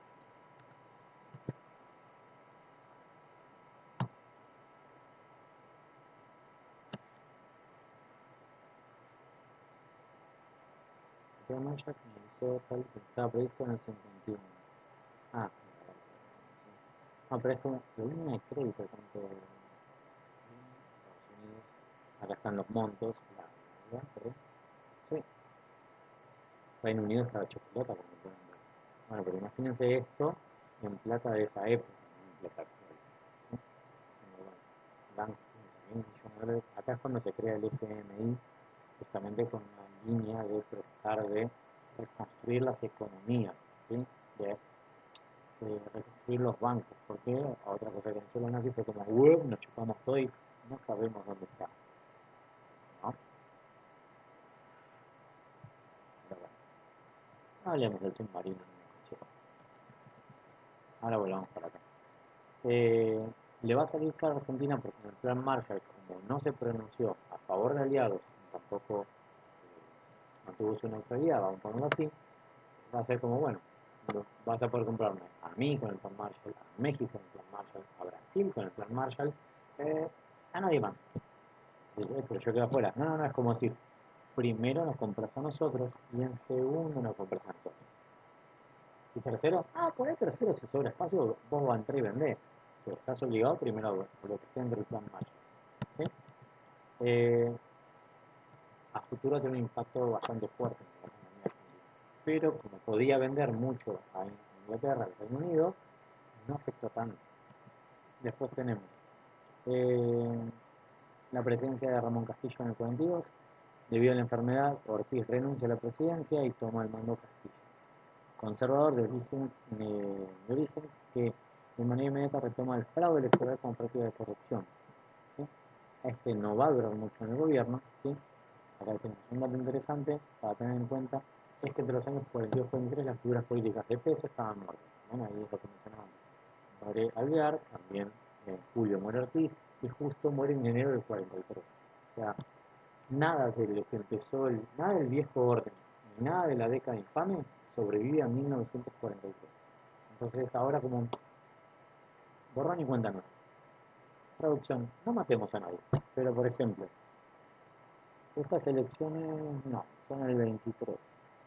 Entonces, hagamos de cuenta 2027, 2031, 2035. Me voy unos cuantos años para adelante. 2035. Cuando la mayoría de estos políticos que conocemos seguramente ya estén como Gaga tomando pastillas, y yo me acuerdo cuando estaba un día en la plaza y dije, hay que matarlo, etcétera, etcétera, etcétera. ¿Sí? O cuando ya no quede ninguno de estos, si no se forman cuadros políticos nuevos, va a aparecer una sensación de vacío. Y por ahí no tengo que irme mucho más para adelante. Antes, me fui en 2023, me fui 12 años para adelante. Por ahí en 8 años,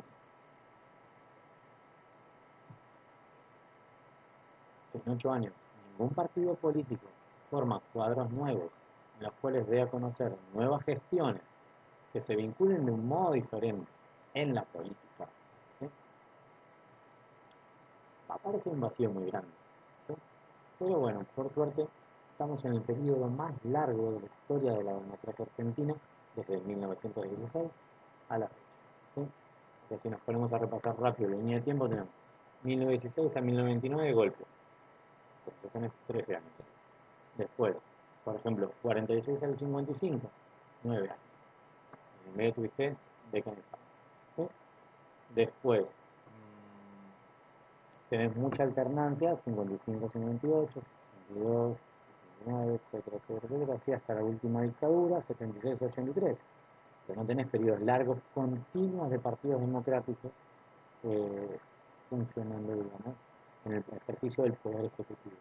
Tenés que recién llegar ahora. O sea, recién logramos el primer periodo largo de una estabilidad política continua, sin interrupciones de ningún tipo de golpe. A otra declaración por el 2001. Es decir, algunos sociólogos sostienen, y se ve en la televisión, como un buen ensayo de un golpe de mercado, perpetrado para el gobierno de la Rúa, etcétera, etcétera, el golpe mediático y todo eso. Todavía no sé si verlo así, sino como que también las decisiones de ese gobierno fueron arrinconándolo a una salida única. De hecho, la Rúa posterior al 2001, no sé, creo que 2010 dijo, o antes, me acuerdo que como, yo no había renunciado cuando me subí el helicóptero, yo me fui a mi casa, dije, bueno, está. Cuando llega allá y ve el quilombo que era, me dijeron, flaco. Ok.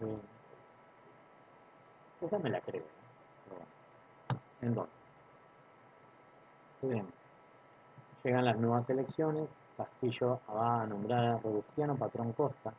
Este apellido Patrón Costa en el norte argentino es de peso, bien de oligarquía del norte, pero también está asociado creo que a una producción de azúcar, no me acuerdo qué es en Salta.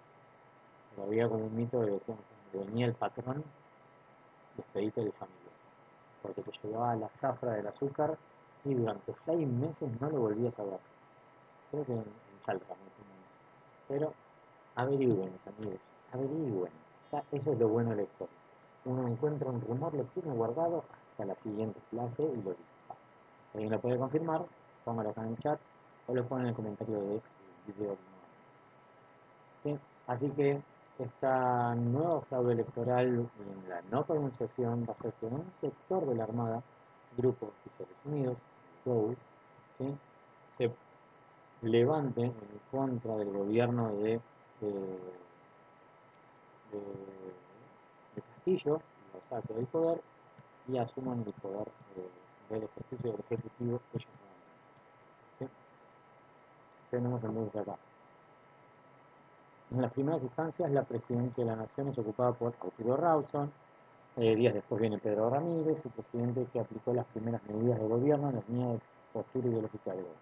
Decreta la educación religiosa en todas las escuelas, mantuvo la neutralidad ante la guerra y buscó posicionarse favorablemente en materia económica en el mercado mundial en conflicto. Por si acaso, la educación religiosa por decreto igualmente es que la ley 1420 establecía que, si bien no podía haber enseñanza religiosa en la currícula, es decir, de lunes a viernes, de 8 a 14, de 8 a 16 no podía haber, pero a las 17 podía haber enseñanza religiosa en las escuelas.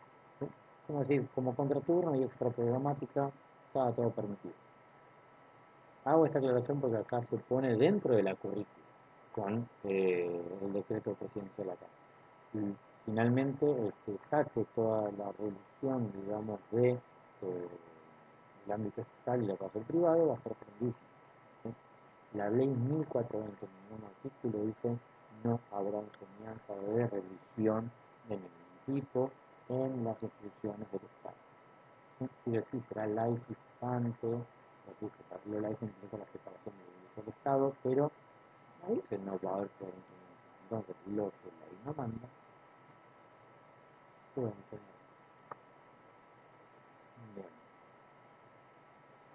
Bien.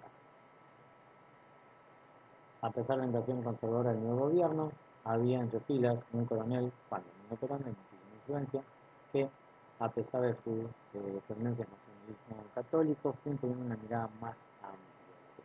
¿Sí? Ya lo veremos acá. La unidad 2 va a abarcar todo lo que es el peronismo, va a haber un texto nuevo para leer sobre la mirada del peronismo, bastante interesante, que esto abrió una opinión del profesor Perón en general, entonces entendía de estrategia. De hecho, rindió materias en mi colegio, pero no tuve el agrado de poder acceder a su legajo o a su libro matriz y a todo eso. Debe estar bajo 5 llaves, custodiada por el mismísimo perro del infierno, más o menos. Imagínense encontrar las notas de expresidentes así, tan chabacanamente, y decir, a ver cómo le fue, tengo un 4, mírenlo a este, pongan el presidente que quieran. Pero en el caso de Perón fue así, estuvo en mi colegio y estuvo para el 50 aniversario de mi colegio. Y está en el Archivo General de la Nación esa año. Después la voy a subir a mi canal de YouTube haciendo mención al Archivo General. Pero, como para mí, Juan Domingo Perón nunca fue un general, con la derecha miró toda la burguesía nacional, sea de la extracción que sea, financiera, agraria o industrial, diciendo, hola, somos los nuevos. Pues mira, dice, vengan conmigo, hay que controlar a estos, que si no se van para el lado rojo, no sé si se van para el comunismo, que no cree mucho en ustedes en la propiedad privada. Con la derecha abraza todo el sistema, digamos, productivo que nosotros tenemos. Y con la izquierda va a cooptar y abrazar al movimiento obrero diciéndole, ustedes que están sindicalizados, si vienen conmigo, les voy bien. Porque vamos a garantizar las paritarias, vamos a garantizar esto, lo otro, y lo otro, y lo otro. La va a pagar él. Que va a estar dispuesto a pagarlo, porque si no sabe que pierde. ¿Sí? Es una época muy buena para analizar de todos los años. Es la época, como yo digo, averigüen la fecha de nacimiento de sus abuelos y seguramente si no son de 1940 al 60 le está pegando por ahí. Entonces, baby boomer. porque fue una época de muy buen pasar a nivel mundo. ¿Sí?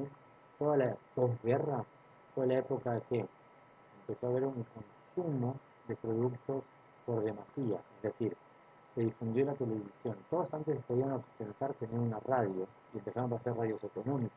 Y ahora empiezan la televisión, los electrodomésticos que habían empezado en la época de Alvear, acá ya están reconsolidados. Es decir, la de cocinas a gas, porque antes eran las cocinas económicas, que son la de leña, ¿sí? Algo así como si estuviera metiendo una leña en el horno, ¿no? Esta época es la época que se va a proponer motito para el pueblo, autito para el pueblo, ¿sí? Eh, vacaciones para el pueblo, que haya un turismo social abierto. Adeudo todavía hacer el turismo social de ir a Chapalmalal y ver todo el hospedaje ahí o en Embalse. Embalse me llama más la atención porque es en Córdoba, Chapalmalal y más. Este, para poder documentarlo, porque se propone todo un cambio en el modo de pensar del obrero, en un bienestar. Es lo nuevo que aparece acá post década infame, ¿sí? Que es pensar en el bienestar social de, de toda la Argentina. Pero aplíquenlo acá o en cualquier país. Desde 1940 en adelante, en toda Latinoamérica, hay estados con políticas de bienestar. Es decir, veamos cómo mejorar la calidad de vida de las personas. No necesariamente con, es como conoce la clase social medio abajo. Eh, sí, en palabras marxistas, por eso ya nace el proletariado. Que ya había nacido, pero es como la clase baja, ya había nacido con la crisis del 30, acá es donde pueden experimentar un salto en la mejoría de la calidad. De hecho, en la época del peronismo, que se va a fundar la UPN, se va a terminar con un arancel de ingreso a las universidades. Entonces, esto va a generar que si una persona en 1900, por ejemplo, 48 fue ingresado a la universidad y para el 53 está egresado de técnico, licenciado en lo que sea, va a poder conseguir laburo. Y el laburo es como, dijo el licenciado, es como el día de mañana sus respectivas familias sus padres van a sacar chapa de todo, o sus madres, o sus abuelos, sus primos, o la persona mayor que los esté albergando, o si ustedes son los mayores y son referentes de algún bajito en su casa, que hace sobrino, nieto, hijo, lo que fuere, van a poder decir, ellos van a decir sobre ustedes, mira, él es mi, no van a decir, él es el licenciado, mi abuelo, él es el licenciado, mi papá, él es la licenciada, mi mamá, etcétera, etcétera, etcétera. Van a sacar chapa de esto, porque se va a empezar a comprender que la universidad da un movimiento social también. Entonces es necesario que para generar nuevos, nuevos cerebros del mañana se generan ahora. ¿Sí? Es como, acá en esta comisión tengo desarrolladores de software. Los nuevos pensadores que el día de mañana puedan decir, che, mira, hagamos una app, juntemos guita y después veamos de empezar a comprar máquinas para fabricar nosotros las plaquetas de los celulares, los componentes internos, etcétera, porque tenemos los minerales, tenemos los contactos. Recuerdo un pibe que hacía logística y que nos puede conseguir un modo de traer los minerales para acá. O de último, vamos a Córdoba para hacer el desarrollo de software, porque están todos los minerales ahí concentrados. Bien, desarrollamos el software, desarrollemos el hardware, desarrollemos las plaquetas, todo, ¡pum! La segunda empresa nacional de parques, ¿sí? Es como decir, si el día de mañana desarrolla una impresora 3D de parques de computadora, se termina la dependencia externa. No es buena idea. Bien, así que nada, ustedes son la generación que el día de mañana le aporten al capital humano y el extra, ese condimento por arriba, así como hace el loco que puso la copa, está vedado de pisar todos los mundiales de 10 del mundo. Ustedes van a ser los que le aporten el condimento a la carne argentina del mundo. Es decir, cómo le van a poner gusto a esto, cómo le van a sacar adelante.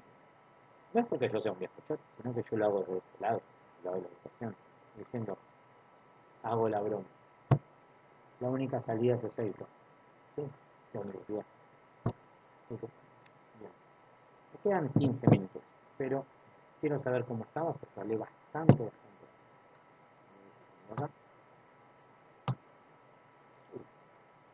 Presentar y paso a ver la pantalla ampliada. 44 hoy nomás. Bien. Este texto la verdad que es bastante sintético, bien armadito, no hay muchas vueltas más que darle. Y en EBEA, ver algo, a la ficha de cátedra y guía de lectura. No hay mucho más que eso. ¿Sí? O sea, es solo este texto. Pero este texto es necesario que lo crucen con el de modelos de acumulación que había antes de Carolina Cunha, para entender la cuestión de bajo qué modelo económico estamos dando vuelta acá. ¿Seguimos siendo agroexportadores? Totalmente. Pero tenemos una pequeña política sustitutiva de importaciones que va a ser explotada a fondo con el peronismo, pensando la cuestión de decir, bueno, che, y si en vez de comprar este tornillo afuera, vemos de hacer la matriz para fundir el metal y que después le den las vueltitas. ¿Cuántas vueltas tienes? Contala. 30. Hacele 30 vueltas. ¿Cuántas hiciste? 28. Estuvimos cerca. Para mí agarra. Dale, seguí. Pum. Hace otro. ¿Cuántos salieron? 30. Bien, listo. Ese es el que sirve. La otra matriz tirala.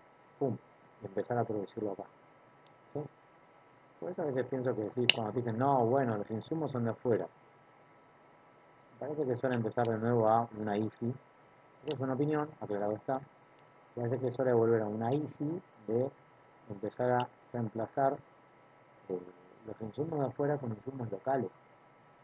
Y no vale la excusa, pero acá son más caros. ¿Me vas a decir que la economía no tiene inflación? Dale. O sea, podés si querés alegarme calidad, es que no está en la misma calidad que el de afuera. Te lo entiendo, ponele, pero decís, ok, bueno, pero se ha puesto que si vos le empezás a comprar a ese productor lo que él hace acá localmente y reemplazarlo de afuera, él va a poder tener mejores productos, mejorar su producción, ampliarla y mejorar la calidad. Es una apuesta a futuro. Es re fácil salir afuera con tal, perdón. No me llamo corrupto, todos los planes, los proyectos caerán en saco roto. Pero con ese sentido, Leonardo, es agarremos la llave, cerremos la puerta, tirémoslo para abajo y vámonos. Perdón, porque soy muy resiliente, en el sentido de no me resisto a abandonar esto. ¿Sí? No me refiero a la universidad o a la educación, al país. Sin ser nazi o analista, pero no me suena entregarme.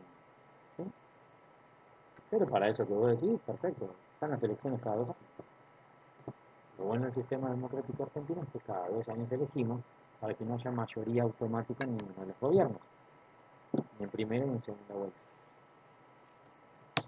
Así que, ¿alguna consulta sobre algún otro tema que se quedó en el tintero? ¿No? Ah, Carolina, ¿no te dieron la equivalencia? No sé, estoy esperando que me contesten de homologación. Ah, uff. Está sentada, ¿no? Sí, Ok. Perdón por el chiste malo. No soy la única. Bueno. Así que nada, estoy jugando con los bloquecitos. Estoy esperando a ver si alguien tiene alguna duda y me está haciendo una polla pera.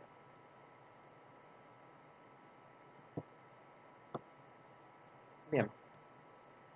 Si no hay mayores dudas, la semana que viene entraríamos con los textos de la clase de 2, de la unidad 2.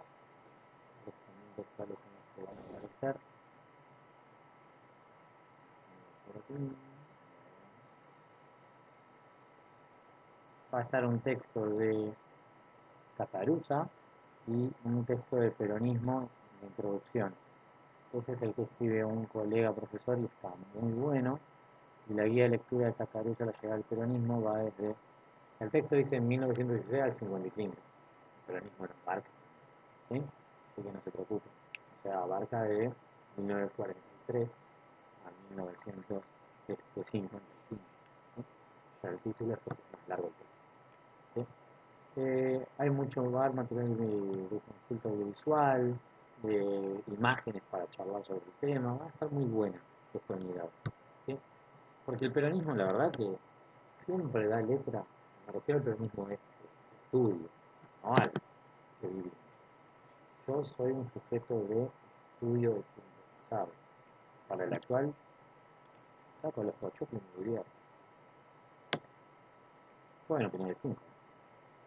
Leonardo, yo opino, puedo opinar otros. No, bueno, sigue silencioso, estamos bien. La Pascua dejó muchas secuelas en los hígados. Ay, no, qué asco, puse estos puntos. Así los hago saltar. Bueno, Leonardo se reloj. Gracias, Leonardo.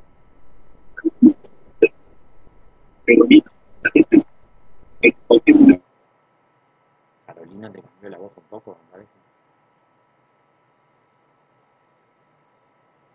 Sí, no sé. Profe, perdón, aprovecho y pregunto. Entonces, el examen va a ser, es como un trabajo práctico, entiendo. O sea, de todo el día.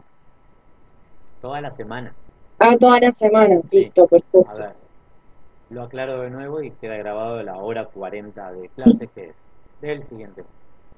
Hagamos de cuenta y simulemos que yo el 22 de abril, este sábado no, el otro, tengo una reunión en la universidad. Ahí creo que vamos a ver el tema también del calendario, si todo sigue vigente y en marcha. Si dicen, che, la semana de exámenes del 24 de abril, si se mantiene listo. Ahora después le voy a preguntar a mi jefecito, ¿sí? Por vía WhatsApp. Si tiene el cronograma, que me lo pase, porque lo busqué en EBE y no lo encuentro. Yo soy medio neandertal a veces para buscar cosas fáciles en EBE. Creo que está en la página de la UP, profe, no, no sé si en el figura, creo que en la página está. Gracias. Entonces, bueno, cuando confirme la fecha de examen, si me dicen, por ejemplo, primera semana de mayo, queda primera semana. Si me dicen última semana de abril, última semana de abril. Si se me llega a pisar con el último texto, no pasa nada, porque hablo mucho más rápido el texto, y después la última hora, o sea, hago una hora hablando el texto, ahí les pido descansar un minuto, tomar un mate, y paso a explicar el examen. Y de nuevo, si fuera el 24 de abril, para no afectar el feriado del 1 de mayo, porque todos somos trabajadores, ser hijo es un trabajo también, ¿no? Para el que no tenga trabajo formal de que le paguen sueldo y se anden en coche, pasaríamos la fecha de entrega al 2 de mayo. ¿Sí? Eso quiere decir que miren, desde el 24 de abril, tiempo para. Del 24 al 26 leen y eligen una pregunta. Del 27 al 28 hacen la segunda pregunta y la resuelven. Y el 2 lo envían. Revisen bien después en EBEA la hora de entrega.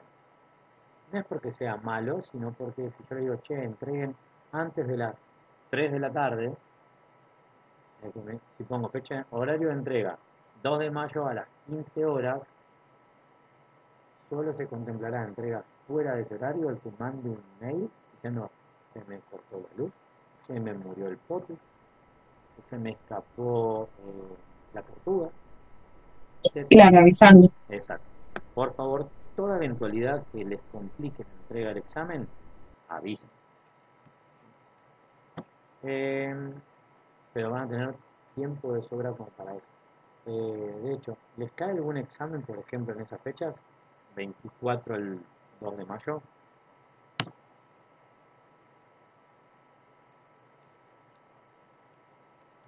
Creo que por ahora no. De las materias que estoy cursando, ¿no? De las tres que me puedo inscribir, creo que no. Ok, bien. Carolina, por si acaso, un consejo profesional, rendí el examen y si después surge de que estaba por equivalencia, sí, listo. Sí, me imaginé que iba a tener que hacer una cosa así, porque bueno, hoy volví a escribir equivalencias a ver si había alguna respuesta. Entiendo que obviamente hoy no me van a responder, pero sí, seguramente tengo que dar el examen y después veré. Tal cual. Bien. Bueno, Gracias, profe. de nada, Carolina. ¿Alguna otra consulta, duda, cuestión? Profe, yo por ejemplo, sus clases las realizo en el trabajo, por ende el día de examen voy a estar trabajando, pero igualmente volver a hablar.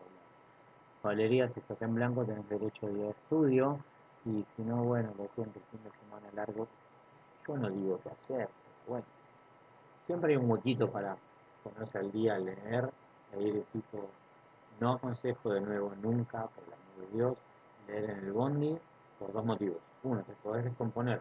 Dos, te pueden chorear. Así de simple. No le doy mucho ver. Siempre está el amigo de los que no es. Uy, qué lindo es el vivo. Ay, yo era como Brexit. El que no tenga dispositivo para hacerlo, puede acercarse a la UPE y en la biblioteca hay, en la parte de atrás, unas hermosas computadoras, 5, para poder ser utilizadas. Háganse de paciencia, porque si llegan y están ocupadas, van a tener. ¿Sí? Pero sí, Valeria, por favor, hablalo. Cosa última, decir, mira, un día de estudio necesito. No le pidas nunca, jamás de los jamases a un jefe, le digan, necesito un día de estudio, ¿cuándo? El viernes. Sí. Ajaja, qué graciosa. Viernes, sábado, domingo, lunes. Y me vas a decir que tenés que entregarlo el martes. Sí. No hago notitas, mostrarle el aula virtual de Bea, decirle, ves, mirá, te estoy jodiendo. Se entrega el 2. Hay modos de pedir las cosas, chicos, por si acaso. Hay jefes que dicen, no, ni quiero tener un fin de semana largo. De hecho, por estatuto, por ejemplo, todo docente, jamás puedo pedirme un día previo a un fin de semana largo o posterior a un fin de semana largo. Es decir, hoy no podría faltar a la facultad, ni podría haber faltado el viernes. ¿Viernes? No, el miércoles. ¿Sí? Porque si se trabajó el lunes, martes, miércoles, jueves, viernes, sábado, domingo, lunes. Se hizo la re semana. ¿Sí? Así que, bien. Mientras le armé esto a mi nene, un gran camión, para cuando llegue, como no hay dudas. Bien. Cuando haya dudas, como dice un cómico tucumano, más por Valeria, igual el día del examen, por ejemplo, si fuera el 24, yo me conecto a la clase, explico el texto que tengo que explicar y explico el examen. Pero no es que se tienen que quedar conectados a hacer el examen, es a distancia. Vas a tu casa, te sentás, entregar. Sí, exacto. Mira, bien. ¿Duda, consulta, cuestión, algo más?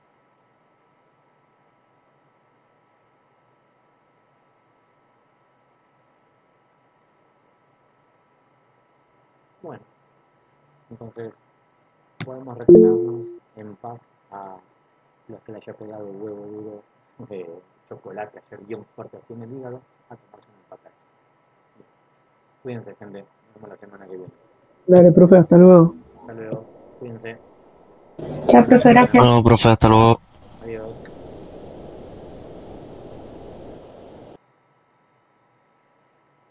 No solo me quedo hasta lo último para ver quiénes son los que quedaron colgados ayer. Y aparecen en lo último. Chao, profe. Sí, Diana.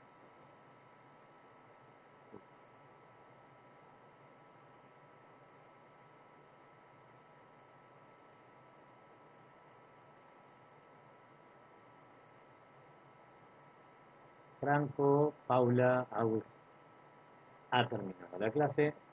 Pueden retirarse. Chao, chao, chao.